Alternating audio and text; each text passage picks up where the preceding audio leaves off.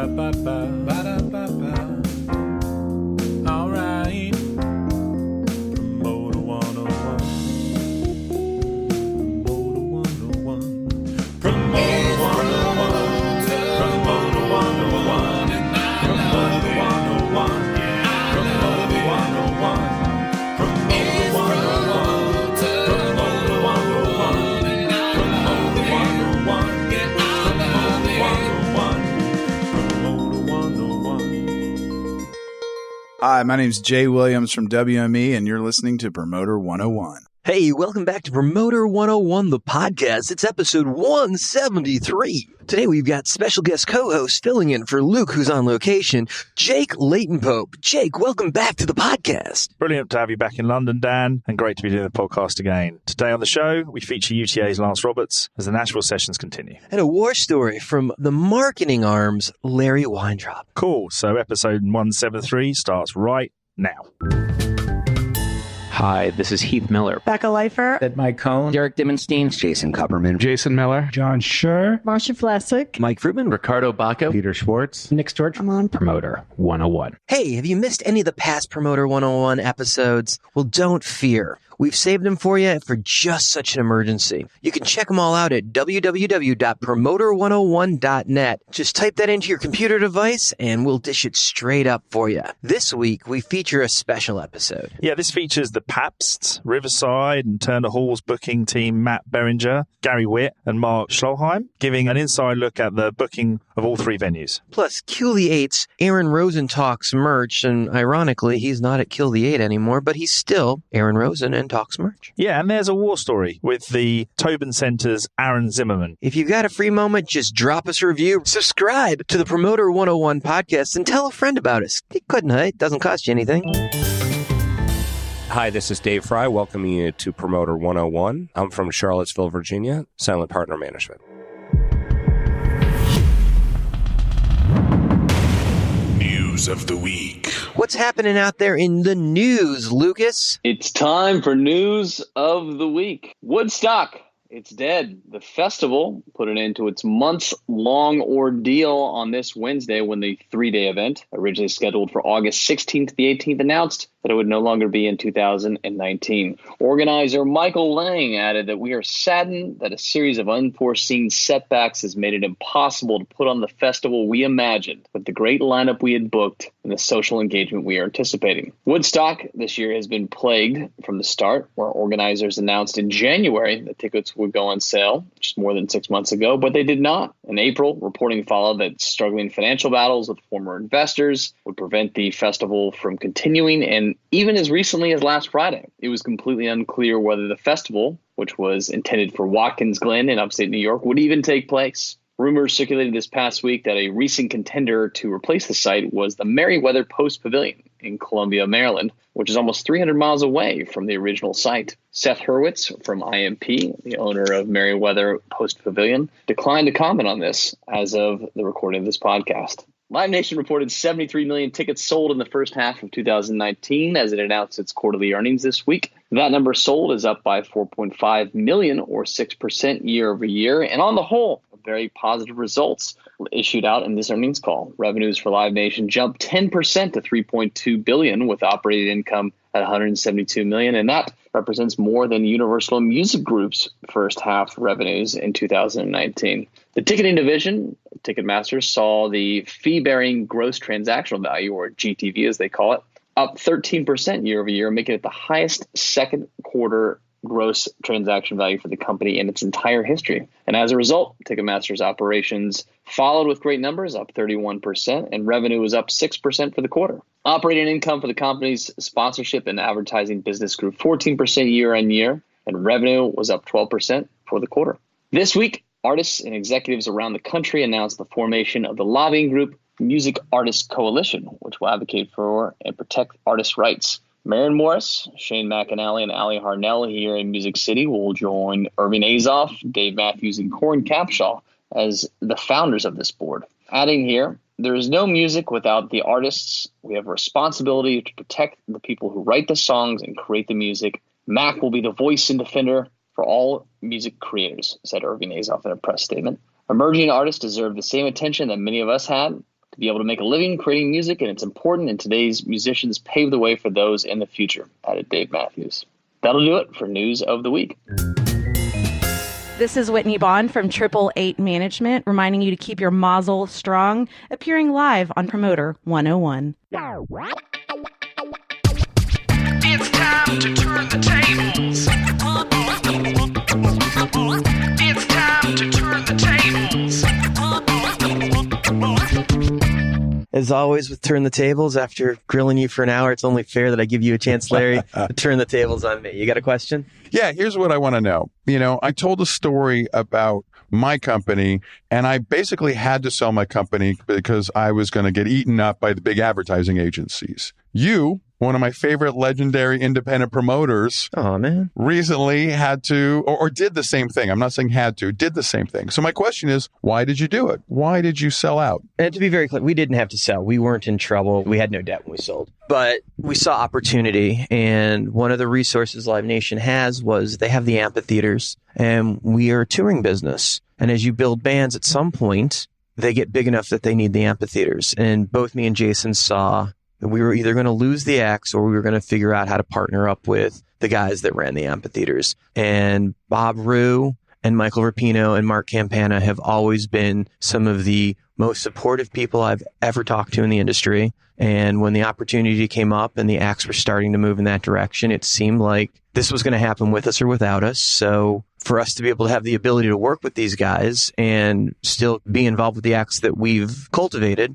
was going to be a natural partnership. So to have their resources and their intelligence and their data behind us was going to be the best possible things for our acts in the long run, and for us personally to make sure that we were still involved. So the money is nice, but it wasn't about the money. It was about the resources. So we were worried that at some point we wouldn't be able to continue. And I think there are very few exceptions to the rule of Louis Messina's, where you've seen Kenny be able to develop a system where he's been able to go right into the stadiums and play the arenas and avoid the amphitheaters and continue to work. It really doesn't happen for most acts. Right. Like you really, at some point, you get big enough where you can play the arenas, but in the summer you want to play the amphitheaters. And we would be holding the band back if we couldn't do that. And that's now something that's in our arsenal. The idea that I could find an act I fall in love with and I can buy them for the world wasn't really in play before. But now Live Nation's got boots on the ground everywhere. Right. So if something I see and I'm just like, yeah, we got to own this. This is going to be the future. Like, I can make that play and bring everybody in. And that's exciting. This kid that used to book the Mercury Cafe in Denver now can look at doing a world tour. Right. And that's an awesome thing. The resources that Live Nation has given us the ability to do while still running our own company and giving us the room to run our company the way we want to, but be there when we need advice and direction and help. It's the kind of resources that you dream of. So it's an exciting thing. Good. I'm very happy for you. Congratulations. It's fantastic. Thank you so much. Larry is amazing. We are thrilled to have him here on Promoter 101. This is Peter Schwartz, WME in New York on Promoter 101. Promoter 101 Flashbacks. Episode 71. Jared Paul.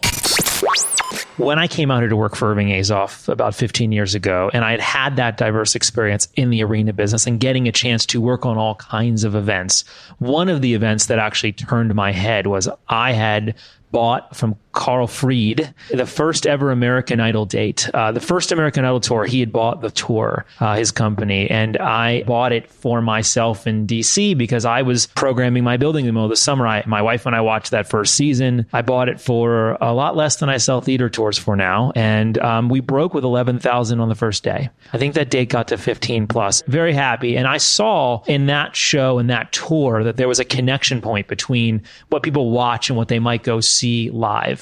And when I was working for Irving, credit to him. He brought me out from Washington to Los Angeles, told me that he thought I could make a great manager, but ultimately he didn't give me artists. I was working alongside him on certain clients, but my job was to take what he had built and try to find opportunities. And he also said, I don't want you spending your time going up to the Strip and telling me how you fell in love with a band that you were going to break into being the next Bruce Springsteen. And I respect that. That's really not necessarily how that company runs. Not to say he doesn't do tons of artist development, but the expectations were that I was going to find something that was a bit further along. And so one of the things I knew I needed to do was to make something happen. And I I look back on that experience and recognize that he found this nice kid from DC and he gave me a chance, but ultimately I needed to bear fruit and I needed to prove that was a worthwhile decision on his part. So I made things happen in lots of different ways. One of the ways I made things happen was by looking at opportunities like a TV show that is tourable, that might need the same services as a manager, but they're not putting out records. They're not going to hire a management company, but they need some of what we sell. They need some of what our system can do, no different than what we were doing for Christina Aguilera, Journey, or the Eagles at the time. We took a TV show and we brought it to life. That's led to quite a business for me. Dancing with the Stars, which was an arena tour at the time, is now a theater tour, quite successfully, led to Glee, which I worked alongside 20th Century Fox and Ryan Murphy and Mitch Rose, a CAA on, to Big Time Rush, to Sing Off. We've done America's Got Talent. We do Dancing with the Stars. And then we've actually created tours for people that might not necessarily be able to tour without someone like us. So Julianne and Derek Huff is an example of a tour where we created that. I mean, dancers don't have hit songs. They can't just play a set list. So we work alongside them and we do the role of a manager in terms of knowing where to play and how to put a tour together, but also the creative side of it. This is Marcia Vlasic, president of AGI Talent Agency, on Promoter 101. Tweets of the week. I hope you're ready because it's time for the tweets of the week. When someone hangs up when you don't give them what they want and they call back moments later to discuss another date. Yeah, it's a total dick move. Hey, I will never talk to you again. Goodbye. Oh, shit. Hey, would you mind checking these avails for me? Just love when that happens. Total dick move. When an agent slips and tells you who has the competing offer in and you offer them odds on if they're ever getting the deposit in. Oh, I love that one. I never did that. You never? No, maybe. Your agent day is coming back to you really quick, huh? Never take the odds. Never take the odds, Jake. Okay, this is a bit of agent bashing here, but there we go. That moment when the responsible agent, territorial agent, and manager all have completely different versions or visions. Both have happened to me. Everyone needs to be rowing in the same direction. That's just huge for the artist's career. Well, that'll just about do it for the tweets of the week. Surely we should tell the people who the tweets were, or are we just... Oh, no. There's absolute protection in the Promoter 101 system. Yeah, okay. Well, you can follow that on Twitter at The Jew. Promoter 101. Promoter 101? Promoter 101. The podcast. With Steiny and the Peters. In our feature interview this week, we feature UTA's Lance Roberts as the Nashville sessions continue. And I'm hanging out with Lance Roberts from Bobby Roberts and Associates. Thank you, Dan. It's a pleasure to be here. That's when we met. Your dad's agency, which is historic. Bobby Roberts Agency. And I remember one of the coolest things ever. We were in New York at the APATH conference. You see all the big agencies with the different booths or whatever. Bobby Roberts was the only one that had that was named after him. William Morris wasn't in the booth selling to people, but Bobby Roberts was right there. Yeah, man. Selling talent to people. Your dad was an icon in this business, and you learned the business directly from him. How fucking cool is that? Yeah, he was very hands-on. He wanted to be in the middle of all of it. He always told me the key to success was just showing up. That was not the key, but a key to success was just showing up. And so he always made sure he was there. I find him to be an incredibly amazing promoter of the roster that he had. It was so great to watch him work, to just be there, to sit there and watch him in the booth. It's like the guy could sell, man. Yeah, no, he started as a regional agent in Michigan and got into promoting some shows. And that's how we ended up in Nashville. We were living in Florida at the time. We moved here when I was in the second grade. He was promoting some dates on Leon Russell. And Leon wanted to meet him after the show because he was really impressed with the work and asked him to move to Nashville and run his business. And so that's how we ended up here. Well, that's high praise. Mm-hmm. So you literally grew up in Nashville in the music business. 100%. When did you come to work for your dad? After high school, I was doing mailroom type stuff at the office, just trying to earn some extra change because I was going to a community college. And unbeknownst to him, it was rare that I ever showed up at school. I got into aviation. So I would take the money that I would make at the office and go take flying lessons. And once he found out, he was really into it. He had been a pilot, back in the 70s, maybe the 80s. And he and Leon actually owned some planes together. And the last plane they had got stolen from the airport. And he kind of got out of it at that point. But when I got back into it, he got back into the aviation too. You still have a plane? Nope. You fly at all? I don't. How long has it been? 1998.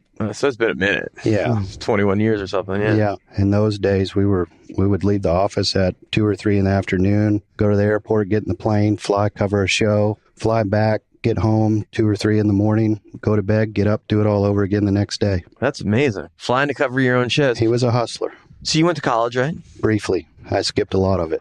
Did you come right back to the industry to work at the agency? Yeah, I was doing, kind of the gopher work, the mailroom stuff, and chasing down leads, passing them off to the agents to sell shows to different buyers that I would come across. And eventually, when the agent wasn't available, the buyer would ask me some questions, and I just would feel my way through it. And I started putting deals together, and it's kind of how it evolved. You were an independent agent at an independent agency for how long? Because you guys wound up getting bought by the agency group. Correct. That was roughly 20 years. I've been with the agency group in UTA for close to 5 years now. Okay, so Steve Martin and Neil Warnock come in and they make this deal. And I imagine with Nick Minema, who was already running a UTA office here. Yeah, Nick, when he would come to Nashville from Canada, this was prior to him moving, he would always call, say, hey, can I come and have a few minutes and hang out?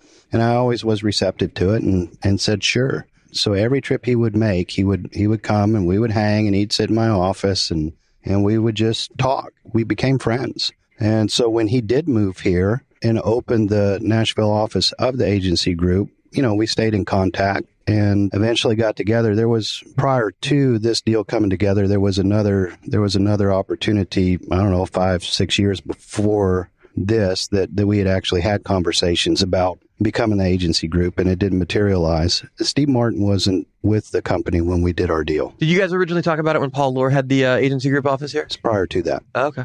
All the different facets of the rolling up and big agency thing. Mm-hmm. Okay, so you're at the agency group for how long before UTA comes into the picture? 12 months. It was quick. You go from being an independent agency to being agency group Nashville, which is agency group national 2.0, right? Mm-hmm. Then within a year, suddenly agency group is UTA. Yeah. And you're at an even bigger agency. Yeah.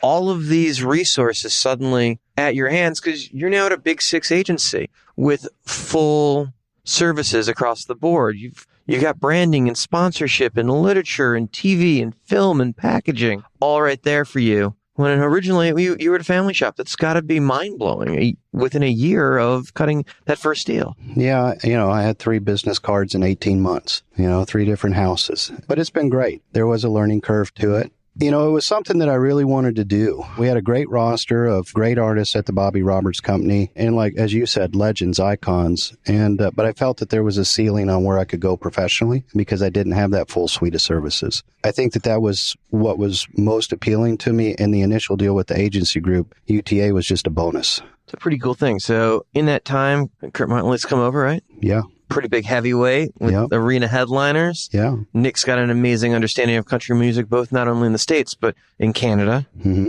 He understands the system very well because he's interacted with all the other offices. So that's got to be a nice asset to have with a guy that wears all those different hats, has all that experience. And you, true and through, born into the business here, been here since you were a kid, grew up in the business. So the 3 of you guys together, working at this agency all at the same time, with all of these resources available to you, and kind of like the sky's your limit right now. You guys kind of get to do whatever you want. It is. It's an amazing crew of people that we have. That office is kind of blown up too, right? It started with a handful of people, but pretty big now. I was in there the other day. Yeah. The staff looks like it's kind of exploded. It is. And day by day, it continues to grow. We're really lucky. The future of that office looks kind of amazing too. It's like Josh Garrett and Justin Hill. It's like there's some good agents sitting right there that are going to be superstars. Yeah. Yeah, no, they're fun to work with. And Josh came with me from the Bobby Roberts Company. In fact, a lot of the staff there came with me from the Bobby Roberts Company. They've all stayed and we've all grown together. It's been a cool thing. What resources are available to you now that you're like, man, this would have been so cool if I would have had 10 years ago, if I could have had these things available to me that you're like, every day you're like, wow, this is day and night. Everything that you just really said, the film, the television, the branding, the digital department. I mean, the list just goes on and on and on. And truly, I think that I don't know how essential that would have been 15 years ago to what I was doing in business, but today you have to have it. You have to have it that with social media, with these multi-hyphenated artists, it's necessary to be able to service these clients on all levels. Multi-hyphenated. I like that. Multi-hyphenated. They do it all. So Nashville is not just a country town anymore. 20 years ago, it was one focus. Country and Western, mm-hmm. maybe bluegrass, mm-hmm. which wasn't really talked about all that much at that moment. But Americana has sprung out of this part of the country in a massive way. And rock and roll has landed on Nashville true and through. I mean, you got guys like Jack White and you got Black Keys that are all based here, and Kings of Leon do stuff here, right? So it's like you got this world that rock and roll springs from here in a massive way. It's not just country anymore. This is a full-on music city that does everything. How's that change the vibe here? You're right. It was a country music town. I think that, as somebody said this when I was in London a few months ago, in the way that they were presenting country music specifically over there was Nashville music, not labeling it as country, but music that comes out of this ecosystem here. And I thought that was really a great description of, because there is so much variety that's coming out of this town. And it is a incubator for just great talent, great varieties, fusions of different kinds of music. Nashville music, yeah. Maybe they'll change the hot chicken to Nashville hot chicken, country hot chicken. Maybe not. Doesn't quite have the same ring to it, does it? No, do you like hot chicken? I do. What's your favorite here? What's your go-to? I'm not a big hot guy. Really? So, no, I'm a mild guy. So more KFC? Yeah. Well, no, I don't. I'm not a big fried chicken guy. Where do you do the meat and three? Arnold's. All right. Arnold's the play. Okay. Yeah. All right. So tell me about your first concert. What was the first show you saw that you can remember? Kiss and Ted Nugent. Wow, that's a show. At Municipal Auditorium. Wow. What year? Do you remember? Let's see. It was late 80s. Motor late City 80s, Madman. Yeah, I was in junior high. I had a garage band. Were they wearing the makeup at the time? No. Oh, no. There was a guy that actually worked for my father's business that played bass for Ted, and so he got us tickets to that show. Nice. When he wasn't booking dates, he was a bass player for Ted Nugent. David Caswini, you know him. David Caswini played bass for Nugent? Yeah. Floored. That's amazing. I didn't realize he was that good. I knew he played. I didn't realize. Yeah. I remember I was in junior high, and one of the guys in the band was Johnny Cash's nephew, I think. So one time we went over to Johnny's to rehearse. He had this studio room at his house in Hendersonville, and we just went over there and jammed one day. Growing up in the city and growing up in the family you did, like meeting icons couldn't have been that rare. Just in the city, you can bump into them just going for meet and three. Yeah. Like it's rare to be at Arnold's when you're not somewhere 2 inches from someone with multiple platinum hits. Yeah. Or do you just get used to that living in the city where it's like maybe you're not so starstruck? There's a way you act around those people because you see them all the time. It's just like they're people. Yeah, it's where I live, north of town in Hendersonville. That was kind of the hotbed for the 70s and 80s. That's where all the country stars lived. Johnny Cash, George Jones, Leon Russell, on and on. And then as the city built out and Franklin became on the map, you know, a lot of today's stars are south of Nashville. But it was no big deal to be at the grocery store and, you know, you see this person or that person. They're with their kids at the soccer game. Right. They're part of the community. That's pretty awesome. Yeah. All right. So what's the goal moving forward? I mean, you're at this massive agency with all those tools in the tool chest right now. Country has never been bigger. We're aggressively developing talent in Nashville. We've got a new artist, Jimmy Allen, that just came off a 3-week #1. Second single's out at radio. We've got another new artist, Matt Stell, who just debuted on media-based charts. He's in the 30s. We've got a really fun project, a guy named Blanco Brown, who's blown up virally, #1 across the globe on many of the viral playlists, really all over the world. And, you know, we just continue to build out our roster and building out our team. There's no ceiling for us. The conglomeration and the roll-ups have changed the vibe in the city quite a bit. Bigger teams, bigger players, global business, right? So now you're at this agency that's a top 6 agency in the world, offices all over the world, stadium tours, arena tours. You guys are involved with shows that play the market multiple times a week, sometimes multiple shows in a night. Correct. You guys are just doing so much volume. Does it get crazy to the point where it's like it's kind of all blends together? There's just so much going on. Yeah, no, we're able to stay on top of it. It's a lot of fun. You know, it's introduced me personally to a lot of new music. We have a great team of people that support one another. And especially when our colleagues from the coastal offices reach out or London and want some show coverage, we're there. That's so cool. Now you get to hang out with their offices constantly, obviously. Every day. Does that crossbreeding of different offices and different cultures bring new ideas and new talents to the table for you? Yeah, I think more now than ever. You know, I was just talking about Blanco, and that's in the AC hip-hop space. So Jeremy Holgerson is part of that project out of New York. We've got some colleagues in LA that are on that.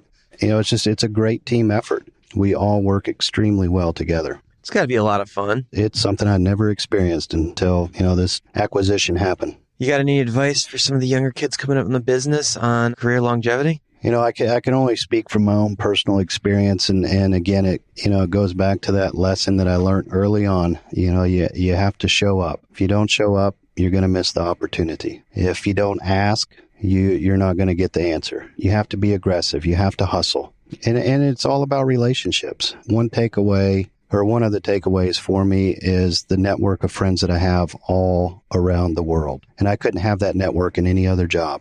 Okay, let's do a little bit of getting to know you personally now that we've done the history, right? Okay. Favorite movie? Oh, geez. I don't know. There's so many great classics. Shawshank Redemption. Oh, there's a legend, yeah. Nice. Favorite food? Italian. Not bad at all. Is there a favorite book? No. Not a reader? Not a reader. I'm a listener. Any regrets? None. Now that you're a father, how has that changed your priorities as far as work-life mix? Or has it? It really hasn't. I've always been family first. That was instilled in me from the onset. And even, flashing back to the Bobby Roberts Company, I remember growing up because, my dad was gone a lot, but 90% of the time he was there for dinner every night. Now, he may go right back out to work. But he made it home. He made it home. And I feel like that's really been instilled in me. I can't thank you enough for making time and talking to us today on Promoter 101, Lance. It's my honor. I hate that we're at the end of Promoter 101. I love Promoter 101. It's a great resource for learning, and you've been a great host. Oh, man, I appreciate it. Lance is a great agent, always a straight shooter, and a joy to work with. Thrilled to have him right here on Promoter 101.